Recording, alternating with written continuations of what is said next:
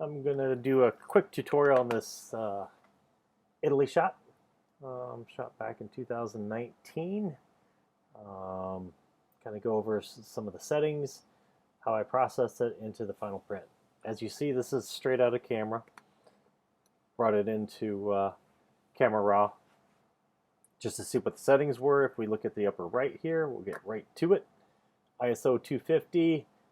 I had a 70 to 200 on, but I had a 1.4 connected to it. So this was shot at 180 millimeters at f8 at 1/80th of a second. And that was on a 1DX at the time. When I saw this scene, I loved the gradations of the background, the mountains in the background, the hills, and then that soft sunset. This was shot. The color space that I shot this at was 5350 was the color temperature. It felt warmer. I saw it initially warmer in my head, so I did the capture and left it play. But I liked these lines you see here as the composition. Again, tucking it into this, but in the end I saw it as a thin composition. But I wanted to stage this in the area that I wanted. I liked this open space, so I shot it this way. Now, normally when I come into here, I'm going to process this at 16-bit. That's how everything is done when I'm doing my fine art. But let's go to the shadows here, and I'll increase the shadows. It gives me more information because I know the information is there. Maybe bring up the blacks a little bit, so that you have this detail.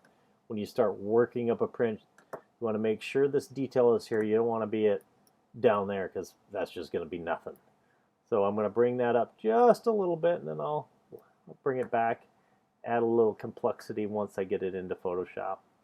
5350 was the color temperature as shot, but you can see it was sunset, so you're going to be sitting right about here as far as your color temperature.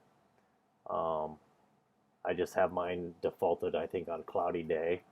But when you're towards sunset shooting a scene, you're going to be at 7200 approximately. So I would normally bring this in a big color space and 16-bit and then work backwards or work down from that. We're not going to open that because I already have an image open. And we'll close this, cancel it. No, I don't want to save it. There was the final print. This is what I got when I did the final. I put a little mat on it for competition. This one I entered in competition. I can't remember what year, maybe 20. Did very well in competition. But notice in the final print how I sliced it down thin. Added warm tones, took away some of the distraction back here with the houses. If we look at the original one again, you'll see, let me pop that back up again. There's some little things. I didn't take too much out of there. Left that house the way it was. Toned it down just a pinch because in the final, you see I toned it down just a little bit so that this one stood out. All those little things, those little trifles that we work on just, for me, improve the overall image. There's only one thing to look at. There's nothing else to distract you from it. And then everything else is just background to the story, which is right here. So let's get to it. This is a flattened version, lower res. I think it's about, let's look at the size, 4,000 pixels wide. That's what we need to enter it for competition.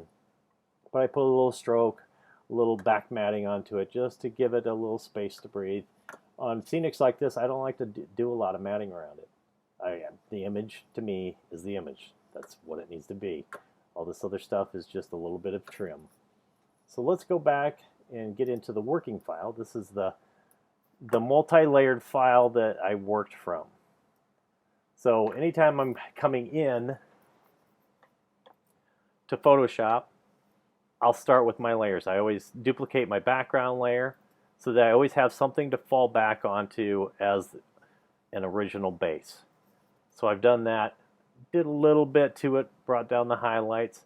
Now and this was a fairly simple print. There wasn't much else to do to it except maybe tone that little guy down, take some of this white stuff out, possibly leave those back in there. But again, I don't want to. I mean, when I'm obsessing about a print, I obsess about a print. There's all these little things that I'm paying attention to in order to master a print in the end, so that it is something that that I really like. Let's go back to here. So now I'm going to start by putting a layer on. Now this one, I added this. It's a texture, and I'll show you what that texture looks like. If we go to that layer there, highlight it, I have it set as overlay. That's what I do with a lot of my textures and color tones.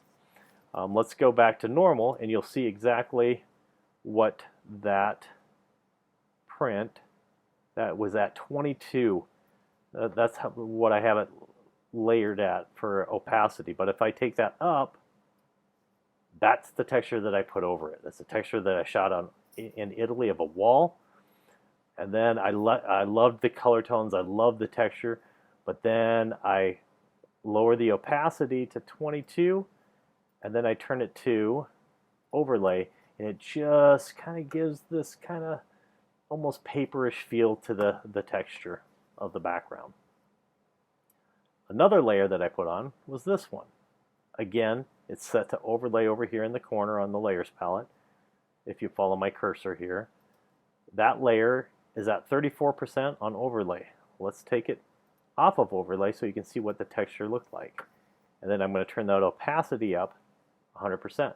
That's texture of a cement floor shot under tungsten lighting, but I've had this for years, but I love this texture. So we're going to take it back to, what was it, 34, go back to overlay, and again, we're building a complexity here of just some tonal, what I call yumminess. We bring it down, we add it in a little bit more, then we go in and I change the hue and saturation. Again, you'll see what I did here. I brought the saturation up this area and left pretty much everything else alone. Like, I'll turn it off, turn it on. It adds a little bump in the saturation. Let's go to brightness and contrast. That's my next layer over here on my layers palette. That one didn't do much. Added a little snap in the highlights. If we click on this little icon here, follow my cursor right there, I bumped up the contrast 7 up here, and my brightness went up 2. Now let's go to color balance. This is where it's subjective. It's whatever you want it to be. See how I added that when I click that on? Now what did I do to get that? Well, if you click on this little icon here, it brings you up. I raised the yellow side of the channel by 3 and 25 in the red towards the red spectrum in the midtones. My shadows, I did +2 and basically +13 to the yellow side. Highlights, I just went up 1 and over to the yellow side, if you're following me up here, to a -6, which is would be plus yellow. So that was to give it that kind of warm tone. And then I did another color balance layer. Again, to give it that I needed a little bit more cowbell. And so that's what I did. I brought it in there. And then what I ended up doing is I left the tone of these 2 layers, because if you look at the final, there's no texture.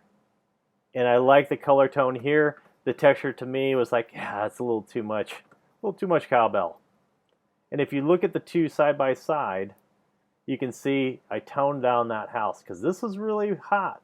And again, it was fighting. That's really white. This is, the sun's really hitting this. Is up close, this color, different color tone of house compared to that. So I just toned it down. And I toned down all these little specks back there. And if we look at the fields of, if we look right in this area, see all these little highlights back there? Right in there, that little guy in the final print, I took those out. I just took those little distracting points out so that, again, you just see the image. and all this warm tone. And notice how I cropped it in a little bit closer. Not much. This one was basically as is. This was my master. And then basically you can go to here, level 2, and if I go to, let's go to filter, blur, average blur, it keeps the tone, takes away the texture, because that layer has a texture and a tone. So again, I'm going to do that, go to filter, blur, average. It takes the average and blurs it and gives you just a nice overall tone. And so that's basically how I start working up an image. And then in the end, I add a little bit more warmness, just a pinch, not too much. And again, it's you're the creator of it. You make it however you want to. In my mind's eye, this is what I saw.